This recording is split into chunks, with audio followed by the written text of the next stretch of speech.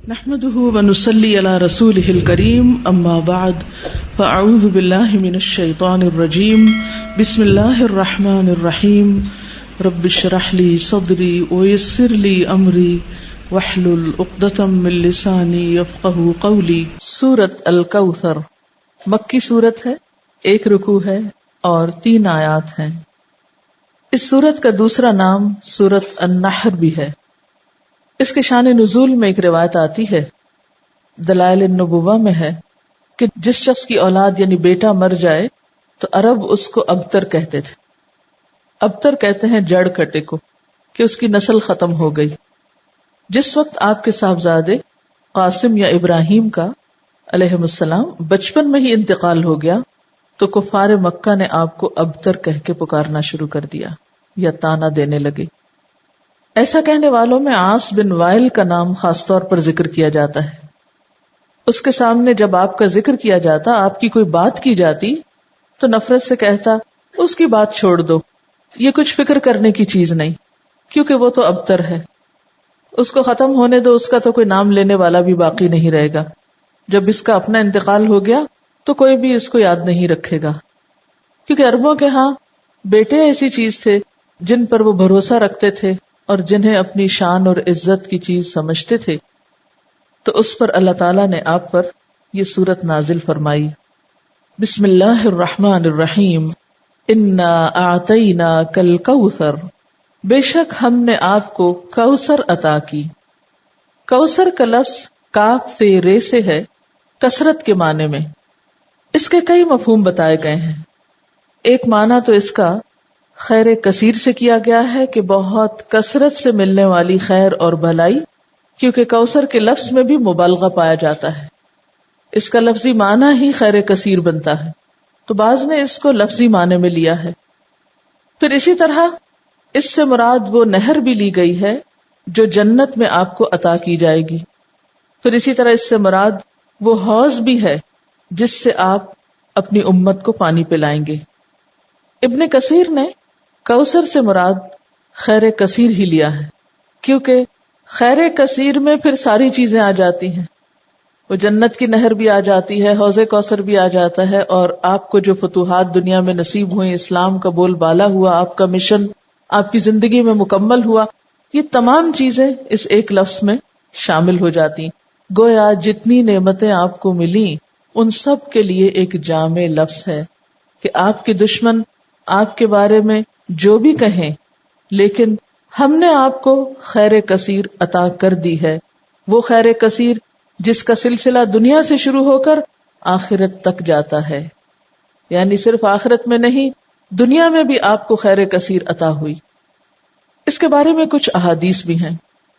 حضرت انس کہتے ہیں کہ ایک روز آپ صلی اللہ علیہ وسلم مسجد میں ہمارے درمیان تھے، اچانک آپ پر ایک قسم کی نیند یا بے ہوشی سی طاری ہوئی، پھر ہنستے ہوئے آپ نے سر مبارک اٹھایا۔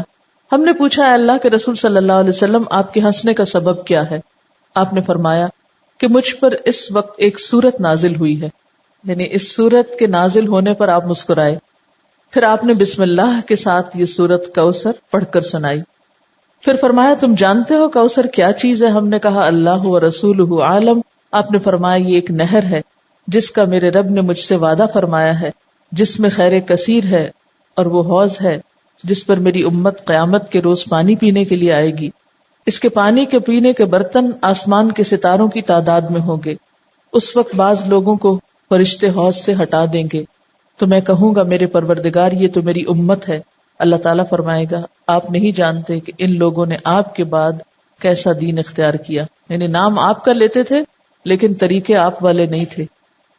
بہرحال اس نہر کے بارے میں معراج کے واقعے میں بھی کچھ تفصیلات ملتی ہیں۔ بخاری کی روایت ہے، آپ صلی اللہ علیہ وسلم نے معراج کے واقعے میں فرمایا، میں ایک نہر پہ پہنچا جس کے دونوں کناروں پر خولدار موتیوں کے ڈیرے لگے تھے۔ میں نے جبریل سے پوچھا یہ نہر کیا ہے؟ اس نے جواب دیا یہ کوثر ہے۔ یعنی آپ کو معراج کے سفر پر وہ نہر دکھائی گئی جس میں پانی بہ رہا تھا یا جو بھی چیز، مگر اس کے کناروں کے اوپر خولدار موتی تھے۔ سیدنا ابو عبیدہ نے حضرت عائشہ سے پوچھا کہ کوثر سے کیا مراد ہے؟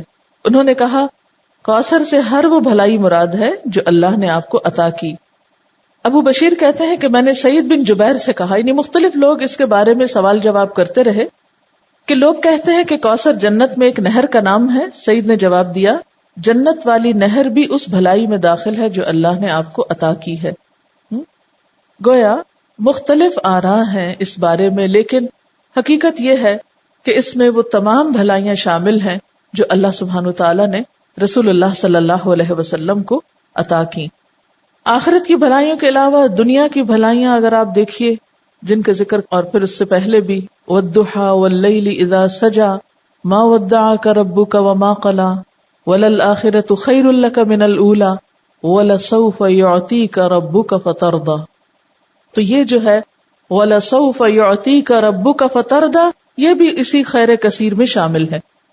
پھر اسی طرح أَلَمْ نَشْرَحْ لَكَ صَدْرَكَ وَوَضَعْنَا عَنْكَ وِزْرَكَ الَّذِي أَنْقَضَ ظَهْرَكَ وَرَفَعْنَا لَكَ ذِكْرَكَ یہ بھی خیر کثیر میں شامل ہے جو آپ صلی اللہ علیہ وسلم کو عطا ہوا۔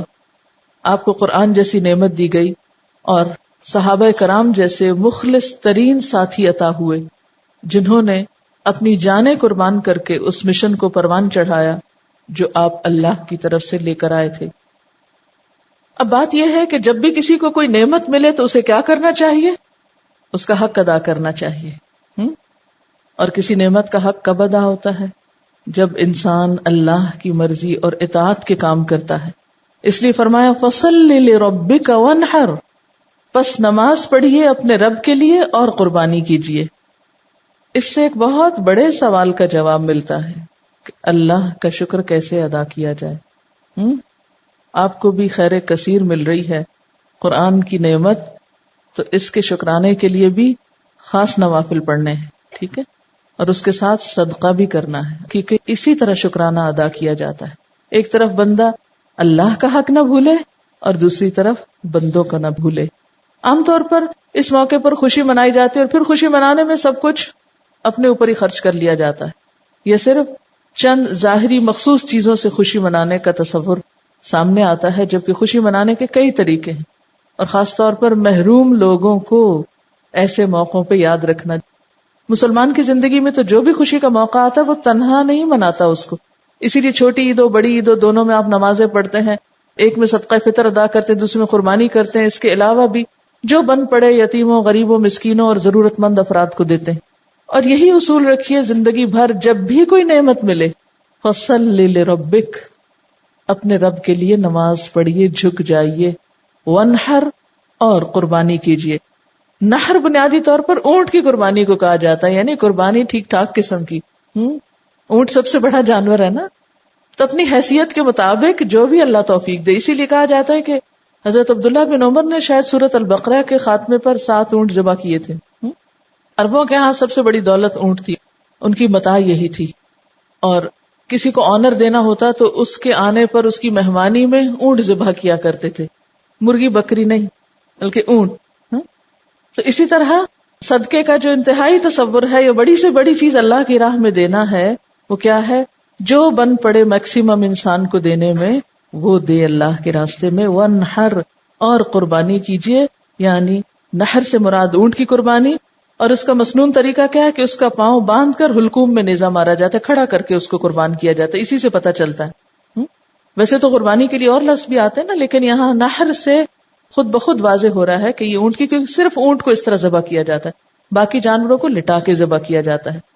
اور ویسے بھی آپ صلی اللہ علیہ وسلم کو حکم تھا قل ان صلاتی ونسکی ومحیای ومماتی للہ رب العالمین، تو فصل لربک، دکھاوے کی نماز نہیں، وہ جو پچھلی صورت میں آئی ہے الذین هم یراؤن ویمنعون الماعون۔ ایک تو اپنے اندر کے حرص اور بخل ختم کرنے ہیں، اور دوسری طرف دکھاوے کی نماز نہیں، فصل لربک کرنی ہے، وانحر، اور قربانی بھی اپنے رب کے لیے کرنی ہے۔ نتیجہ کیا نکلے گا؟ ان شانئک ھو الابتر، دشمنوں کو اللہ خود سنبھال لے گا، برا چاہنے والے خود مصیبت میں گرفتار ہو جائیں گے۔ عموماً کیا ہوتا ہے جب انسان کو نعمت ملتی تو ساتھ ہی حاسد بھی پیدا ہو جاتے ہیں نا، ساتھ ہی جیلسیز شروع ہو جاتی ہیں، خواہ دین کی نعمت ملے یا دنیا کی ملے، یہ ایک انڈرسٹوڈ سی بات ہے۔ تو آپ صلی اللہ علیہ وسلم صادق اور امین تھے، لوگوں کی آنکھوں کا تارا تھے. جب سے آپ کو نبوت ملی ابو جہل ابو لہب ناراض ہو گئے، ساری حمایتوں سے دستکش ہو گئے، اپنے ہی خاندان کے لوگ مخالف اور دشمن ہو گئے، ادھر اہل کتاب دشمن بن گئے. ان کو کیا ہوا؟ وہ تو اتنے انتظار میں تھے. ان کو بھی حسد مار گیا کہ ہمارے قبیلے سے کیوں نہیں آئے، ہماری بنی اسرائیل میں سے کیوں نہیں آپ نکلے. تو یہ شیطان انسان کو چھوٹی چھوٹی چیزوں میں آ کے الجھا دیتا ہے، معمولی معمولی چیزوں کو انا کا مسئلہ بنا کر انسان کو حق سے دور کر دیتا ہے. تو ایسے موقع پر انسان کو پرواہ نہیں کرنی چاہیے. اللہ جو بھی نعمت عطا کرے خیر کثیر پھر دین ہی کے کانٹیکسٹ میں ہے، کیونکہ آپ صلی اللہ علیہ وسلم کو تو سب سے بڑا انعام خاتم النبیین ہونے کا آنر ملا تھا، اور آپ پر دین مکمل ہوا تھا، سب سے بہترین کتاب آپ پر اتاری گئی تھی. تو یہ سب کچھ خیر کثیر میں آتا ہے، آپ کے آنر میں یہ سب کچھ. تو آپ کو ان سب چیزوں کا شکرانہ ادا کرنے کے لیے نماز اور قربانی کی طرف متوجہ کیا جا رہا ہے، اور دشمنوں کے حسد سے بچنے کا بھی بہترین طریقہ ہے. جہاں دیکھیں کوئی شخص بہت مخالفت کر رہا ہے اور مخالفت کی وجہ آپ کو پتہ چل رہی ہو کہ حسد ہے، کچھ بھی نہیں اور وجہ کوئی دلیل نہیں، اس کے پاس صرف جیلس ہے، تو ایسی صورت میں کیا کریں؟ 2 نفل پڑھ کے اللہ سے مدد مانگیں. کسی قسم کی پریشانی کی ضرورت نہیں، اللہ کے حضور جھک جائیں، دعا کریں. نمبر 2، صدقہ خیرات کریں. یہ 2 طریقے دنیا میں انسان کو پروٹیکٹ کرتے ہیں. وَاسْتَعِینُوا بِالصَّبْرِ وَالصَّلَاةِ، اور دوسری طرف صدقہ اللہ کے غضب کو ٹھنڈا کرتا ہے اور انسان کو آفات سے بچاتا ہے. اور نماز کے اندر پھر دعا بھی شامل ہے. ادھر سے مصیبت اتر رہی ہوتی ہے، ادھر سے دعا اٹھ رہی ہوتی ہے، جو بھاری ہو وہ دوسرے پہ غالب آ جاتی ہے. فرمایا ان شانئک ھو الابتر، تیرا دشمن جڑ کٹا ہو جائے گا، اس کا کوئی نام لیوا باقی نہ رہے گا. شانع کہتے ہیں بغض رکھنے والے دشمن کو، عیب لگانے والے کو. شنآن قوم پیچھے لفظ آپ پڑھ چکے ہیں، اسی روٹ سے ہے. ایسا دشمن جو بدخواہ بھی ہو اور کینہ پرور بھی ہو، عداوت بھی رکھتا ہو، بغض بھی رکھتا ہو. اور یہ دشمنی کا تیسرا اور انتہائی درجہ ہوتا ہے. قریش مکہ آپ کے ایسے ہی دشمن بن گئے تھے، تو اس لیے آپ صلی اللہ علیہ وسلم کو تسلی دی جا رہی ہے، آپ کا نام بلند رہے گا. وَرَفَعْنَا لَكَ ذِكْرَكَ، اور آپ کے دشمن جڑ کٹے ہو جائیں گے. اور یہ حقیقت ہے، آج دیکھیں ہر نماز میں، ہر اذان میں دنیا کے اربوں خربوں مسلمان دن میں کئی دفعہ آپ کا نام سنتے ہیں، پڑھتے ہیں، درود شریف پڑھتے ہیں آپ پر. ایک دن میں پوری دنیا کے مسلمانوں کے درود شریف کو آپ جمع کر لیں، اگر ویسے بھول بھی جائیں تو نمازوں میں ہی جو درود شریف ہے تو کتنا آپ کا نام لیا جاتا ہے، کتنا آپ کا ذکر خیر کیا جاتا ہے، کیسی کیسی آپ کی تعریف ہوتی ہے. اور یہ سلسلہ قیامت تک چلتا ہی جائے گا، بڑھتا ہی جائے گا. یعنی آپ کے دور میں جتنے لوگ آپ کا نام لینے والے تھے اس سے اب تعداد میں کتنے زیادہ ہیں جو آپ کا نام لینے والے ہیں. اور پھر قیامت کے دن بھی اللہ تعالیٰ آپ کو مقام محمود عطا کرے گا، جب ساری مخلوق کی زبان پہ آپ کی تعریف جاری ہو جائے گی. اور آپ کے دشمنوں کو کیا ہاتھ آیا؟ جب تک تاریخ کی کتاب اٹھا کے نہ دیکھے نہیں پتا چلتا عاص بن وائل کون ہے، نہیں پتا چلتا ابو جہل کا نام کیا تھا اور ابو لہب کا نام کیا تھا اور وہ کیا کرتے تھے اور ان کا کیا معاملہ اور قصہ تھا، عام لوگوں کو نہیں پتا. اور اس کے مقابلے میں آپ صلی اللہ علیہ وسلم کا نام ہمیشہ کے لیے بلند ہو گیا. اس سے جو بات ہمیں پتہ چلتی ہے اور جو سبق سیکھنے کا ہے وہ کیا ہے کہ انسان اللہ کی نعمتوں پر نظر رکھے، پازیٹو سوچ اختیار کرے، نعمتوں کا شکرانہ ادا کرے، نعمتیں اور ملیں گی. مخالفتوں کی پرواہ نہ کرے، مخالفتیں دم توڑ جائیں گی، اس لیے کہ اللہ سبحانہ و تعالی خود حفاظت کرنے والا ہے. جو شخص اپنے رب کو منانے اور راضی رکھنے میں کامیاب ہو گیا وہ محفوظ ہو گیا. جس نے رب کا سہارا تھام لیا، جس نے اس پہ توکل کیا، جو اس کی مدد کے لائق ہو گیا، جس پر اس کا فضل ہو گیا، پھر اس کے لیے کوئی بھی پریشانی باقی نہ رہے گی انشاءاللہ. سورۃ الکافرون مکی سورت ہے، 1 رکوع ہے، 6 آیات ہیں. صحیح احادیث سے ثابت ہے کہ آپ صلی اللہ علیہ وسلم طواف کی 2 رکعتوں، فجر اور مغرب کی سنتوں میں قل یا ایھا الکافرون اور سورۃ اخلاص پڑھا کرتے تھے. اسی طرح آپ صلی اللہ علیہ وسلم نے بعض صحابہ کرام کو فرمایا کہ رات کو سوتے وقت یہ سورت پڑھ کر سو گے تو شرک سے بری قرار پاؤ گے. تو رات کو جہاں بسمک اللہم اموت و احیا پڑھتے ہیں وہاں اس سورت کو بھی پڑھا کریں. بعض روایات میں آپ کا عمل بھی بتلایا گیا ہے، یعنی آپ صلی اللہ علیہ وسلم کے پڑھنے کا طریقہ بھی پتہ چلتا ہے. حضرت عائشہ فرماتی ہیں کہ آپ صلی اللہ علیہ وسلم نے فرمایا کہ فجر کی سنتوں میں پڑھنے کے لیے 2 صورتیں بہتر ہیں، سورۃ کافرون اور سورۃ اخلاص۔ بعض صحابہ نے آپ صلی اللہ علیہ وسلم سے عرض کیا کہ ہمیں کوئی دعا بتا دیجئے جو ہم سونے سے پہلے پڑھا کریں۔ آپ نے قل یا ایھا الکافرون پڑھنے کی تلقین کی اور فرمایا کہ یہ شرک سے برات ہے، کیونکہ شرک ایسا گناہ ہے جو معاف نہیں ہوگا، تو اگر انشاءاللہ ہر روز پڑھیں گے تو اللہ تعالیٰ اس سے بچنے کی توفیق بھی دیں گے۔ حضرت جبیر بن مطعم فرماتے ہیں کہ آپ صلی اللہ علیہ وسلم نے ان سے فرمایا، کیا تم یہ چاہتے ہو کہ جب سفر میں جاؤ تو وہاں تم اپنے سب رفقا سے زیادہ خوشحال اور بامراد رہو، تمہارا سامان زیادہ ہو جائے؟ انہوں نے عرض کیا، بے شک میں ایسا چاہتا ہوں اے اللہ کے رسول صلی اللہ علیہ وسلم۔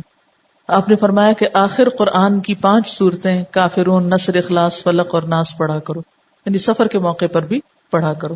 ہر سورت کو بسم اللہ سے شروع کرو اور بسم اللہ ہی پر ختم کرو، یعنی اگلی سورت سے پہلے پھر پڑھو۔ حضرت جبیر کہتے ہیں کہ اس کے بعد میرا حال یہ تھا کہ سفر میں اپنے 2 ساتھیوں کے مقابلے میں خستہ حال ہوتا تھا۔ آپ کی اس تعلیم پر عمل کرنے کے بعد میں سب سے اچھے حال میں رہنے لگا۔ ایک مرتبہ آپ صلی اللہ علیہ وسلم کو بچھو نے کاٹ لیا، تو آپ نے پانی اور نمک منگوایا، اور یہ پانی یعنی پانی میں نمک ڈال کے یہ پانی کاٹنے کی جگہ لگاتے تھے اور قل یا ایھا الکافرون اور قل اعوذ برب الفلق اور قل اعوذ برب الناس پڑھتے جاتے تھے، یعنی اس سورت سے دم بھی کیا جا سکتا ہے۔ اب اس سورت کا شان نزول کیا ہے؟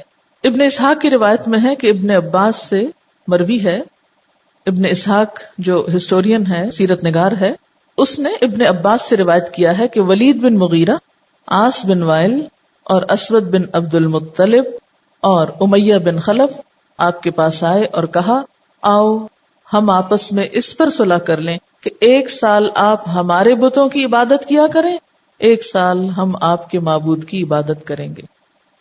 اسی طرح ابن عباس سے روایت ہے کہ کفار مکہ نے باہمی مصالحت کے لیے یہ صورت پیدا کی تھی، اور جھگڑا ختم کریں، 1 سال تمہارا 1 ہمارا، اور یہ بھی کہا تھا کہ آپ ہمارے بتوں میں سے بعض کو صرف ہاتھ لگا دیں، ٹچ کر دیں، تو ہم آپ کی تصدیق کرنے لگیں گے، یعنی 1 دفعہ آپ ان پہ شفقت کا ہاتھ پھیر دیں تو پھر ہم کیا کریں گے، آپ کے معبود کی عبادت شروع کر دیں۔ تو اس موقع پر جبریل علیہ السلام یہ سورت لے کر نازل ہوئے کہ دین کے معاملے میں کوئی کمپرومائز نہیں۔ بسم اللہ الرحمن الرحیم، قل یا ایھا الکافرون، کہہ دیجئے اے کافرو۔ پورے قرآن پاک میں یہ انداز نہیں ہے کافروں کو بلانے کا، لیکن اس موقع پر نام لے کر پکار کر کہا جا رہا ہے۔ الکافرون سارے مراد ہیں، لیکن خصوصی طور پر جن کے بارے میں یہ سورت نازل ہوئی۔ اور یہ بھی یاد رکھیے کہ یہ سورت مکی دور کے آخری حصے میں نازل ہوئی، جب آپ نے ان پر ساری حجت تمام کر دی تھی، اور پھر وہ آپ کو ایسی آفرز دے رہے تھے۔ آپ ایک عرصے تک اپنی قوم کو یا قومی کہہ کے پکارتے تھے، اے میری قوم، اے بنو ہاشم، اے قریش، لیکن اب یہاں اے کافرو کہہ کے پکارا گیا، اور حجت تمام کرنا بھی مقصود تھا۔ تو قل یا ایھا الکافرون، کہہ دیجئے اے کافرو، لا اعبد ما تعبدون، میں عبادت نہیں کرتا ان کی جن کی تم عبادت کرتے ہو، یعنی کسی قیمت پر میں تمہارے معبودوں کی عبادت نہیں کر سکتا۔ آپ کو یاد ہوگا کہ ابتدائی دور میں بھی آپ کو کچھ آفرز دی گئی تھی۔ جب ابو طالب زندہ تھے، کفار مکہ میں سے کچھ سردار آ کر یہ آفر کر رہے تھے آپ صلی اللہ علیہ وسلم کو کہ آپ چاہیں تو آپ کے قدموں میں جتنی چاہیں دولت لا کے ڈھیر کر دیتے ہیں، جس لڑکی سے چاہیں شادی کر دیتے ہیں، مکہ کا سردار بننا چاہتے ہیں تو وہ بنا لیتے ہیں، لیکن ہمارے معبودوں کی توہین نہ کرو، ان کو کچھ نہ کہا کرو، لا مت کہو، الا اللہ کہتے رہو لیکن لا مت کہو، ان کو کچھ نہ کہو۔ لیکن آپ صلی اللہ علیہ وسلم نے ان میں سے کسی بات کو تسلیم نہیں کیا۔ اس سے یہ بات پتہ چلتی ہے کہ دین کا کام اس وقت تک ہو نہیں سکتا جب تک انسان اپنی بات کا پکا نہ ہو۔ دین کے اصولوں پہ کمپرومائز نہیں کیا جا سکتا۔ اچھا، ہمارا عام طور پر حال کیا ہوتا ہے، بعض اوقات ہم دوسرے کا دل رکھنے کے لیے اس کی غلط باتیں لے لیتے ہیں۔ ہم کہتے ہیں چلو پہلے اس کو مانوس کر لیں، کچھ غلط کام ان جیسے کر لیں، اور پھر اس کے بعد ہم ان کو سمجھا لیں گے۔ یہ طریقہ درست نہیں ہوتا۔ مثلا کوئی شراب پی رہا تو آپ کے چلو میں اس کا دل رکھنے کو تھوڑی سی پی لوں، پھر اس کے بعد اس کو تبلیغ کر کے سمجھا دوں گی کہ یہ حرام ہے، پہلے ذرا میں کمپنی تو دوں اس کو۔ یہ نہیں ہو سکتا، اس لیے کہ جب آپ کا اپنا عمل غلط ہوگا تو آپ دوسرے کو کس منہ سے منع کریں گے؟ آپ کی کون سنے گا پھر؟ اصل بات یہ ہے کہ باطل دوئی پرست ہے، حق لا شریک ہے. شعر ہے اصل میں. باطل دوئی پرست، دوئی پسند یعنی کہ اس میں بے وفائی ہے، بہت سارے بت ہیں. حق لا شریک ہے. حق کی خوبی کیا ہے کہ اس میں بس ایک الہ ہے، دی اونلی ون. شرکت میانہ حق کو باطل نہ کر قبول. ہمیں کیا حکم ہے کہ کچھ باطل کی چیزیں، کچھ حق کی چیزیں، کچھ ملغوبہ سا دین بنا کے وہ اختیار کر لو، یہ نہیں کرنا. روشنی روشنی ہے، اندھیرا اندھیرا ہے، حق حق ہے، باطل باطل ہے. اس لیے دین کے معاملے میں کمپرومائز نہیں کرنا، سمجھوتے نہیں کرنے، اصول پر قائم رہنا ہے، استقامت اختیار کرنی ہے. اور خصوصاً عقیدے کے معاملے میں، توحید کے معاملے میں کسی قسم کی کوئی مداہنت نہیں برتنی. قل یا ایھا الکافرون لا اعبد ما تعبدون، میں نہیں عبادت کرتا جن کی تم عبادت کرتے ہو. ولا انتم عابدون ما اعبد، اور نہ تم عبادت کرنے والے ہو جس کی میں عبادت کرتا ہوں. ولا انا، اور نہ میں، عابدن عبادت کرنے والا ہوں، ما عبدتم جن کی تم نے عبادت کی. اب دیکھیے یہاں ایک دفعہ مضارع کا صیغہ ہے اور دوسری دفعہ فاعل کے وزن پر آ رہا ہے. ایک دفعہ عابدو ہے، دوسری دفعہ عابدن ہے. یعنی نہ کی ہے، نہ کروں گا، اور نہ کرنے والا ہوں. مجھ سے تم پوری طرح مایوس ہو جاؤ، یہ نہیں ہو سکتا. یعنی ایک ہی بات کو مختلف انداز میں کہا گیا ہے، مختلف پیرایوں میں بیان کیا گیا ہے کہ ہر طرح کا شک دور کر لو. کسی بھی شکل میں، کسی بھی طور پر کوئی کمپرومائز نہیں ہو سکتا. ولا انا عابد ما عبدتم ولا انتم عابدون ما اعبد، اور نہ تم عبادت کرنے والے ہو جس کی میں عبادت کرتا ہوں. لکم دینکم ولی دین، تمہارے لیے تمہارا دین اور میرے لیے میرا دین. جیسے ایک اور جگہ پر آتا ہے نا، لنا اعمالنا ولکم اعمالکم، کیونکہ یہ دو راستے اکٹھے نہیں ہو سکتے، ایک جیسے نہیں. یہ دو نظریے جمع نہیں ہو سکتے.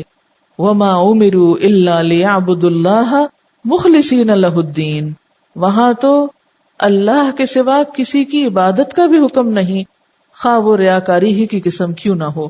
اس لیے کہ دونوں کی سوچ فرق، دونوں کا طرز زندگی فرق اور دونوں کا انجام فرق. یہ کہاں اکٹھے ہو سکتے ہیں؟ یہ تو زمین اور آسمان ہے، یہ تو مشرق و مغرب جتنی دوری رکھتے ہیں آپس میں. دونوں ایک دوسرے کے بالکل اپوزٹ ہیں. بسم اللہ الرحمن الرحیم.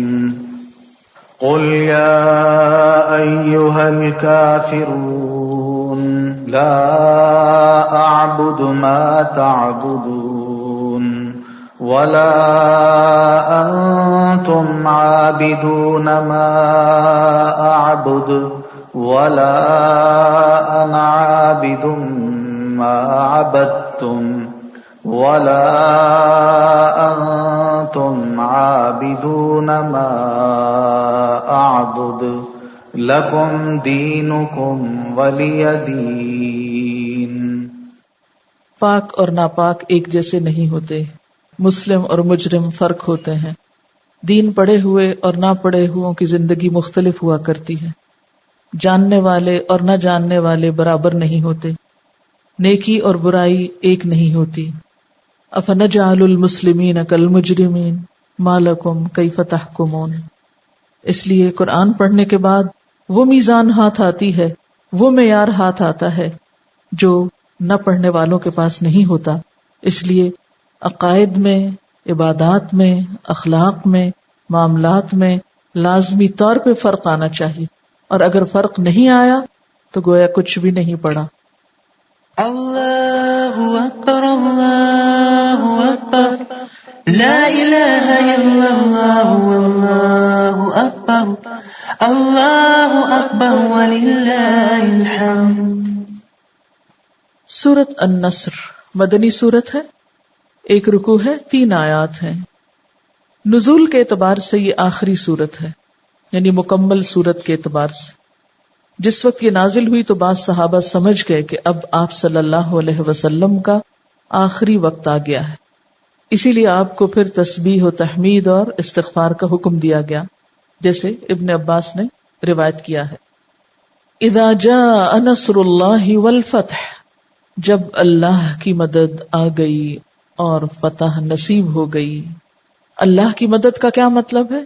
اسلام کا کفر پہ غلبہ، مسلمانوں کا کلچر عام ہونا. اور والفتح، فتح سے مراد یہاں فتح مکہ ہے، وہ شہر جو آپ کا مولد و مسکن تھا، لیکن کافروں نے آپ کو اور صحابہ کرام کو وہاں سے ہجرت پر مجبور کر دیا. چنانچہ 8 ہجری میں جب مکہ فتح ہو گیا تو لوگ جوق در جوق مسلمان ہونے لگے، فوج در فوج مسلمان ہونے لگے. اس سے قبل 1-1 2-2 لوگ مسلمان ہوا کرتے تھے، گروپس میں لوگ مسلمان نہیں ہوئے تھے.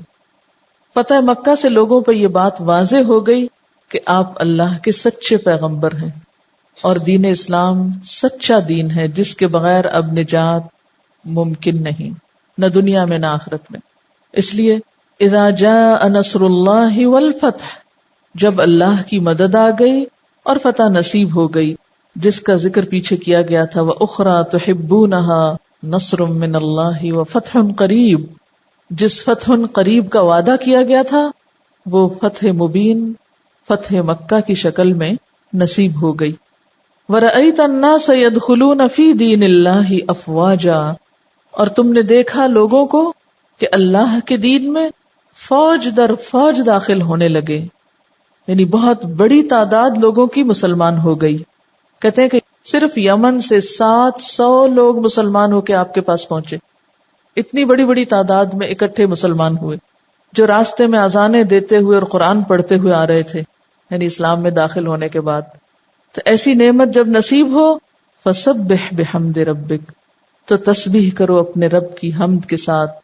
یعنی اب فریضہ رسالت دین ادا ہو گیا، جو ذمہ داری تھی پوری ہو گئی، لہٰذا اب اللہ کی تعریف اور پاکی بیان کی جائے. واستغفر، اور خوب استغفار کی جائے. انہ کان توابا، بے شک وہ توبہ قبول کرنے والا ہے. کہتے ہیں کہ اس سورت کے نازل ہونے کے بعد آپ صلی اللہ علیہ وسلم جب کوئی نماز پڑھتے تو یہ دعا کرتے، سبحانک ربنا وبحمدک اللہم اغفر لی، یعنی استغفار اور تسبیح دونوں کو ملا کر پڑھا کرتے تھے، خصوصاً سجدے میں. یہ سجدے کی دعا بھی ہے نا. اور اس کے علاوہ اٹھتے بیٹھتے آتے جاتے یہ دعا پڑھتے تھے، سبحان اللہ وبحمدہ استغفر اللہ واتوب الیہ. اور پھر حضرت ابو ہریرہ فرماتے ہیں کہ اس سورت کے نزول کے بعد آپ نے عبادت میں بڑا مجاہدہ فرمایا، یہاں تک کہ آپ کے پاؤں سوج جایا کرتے تھے.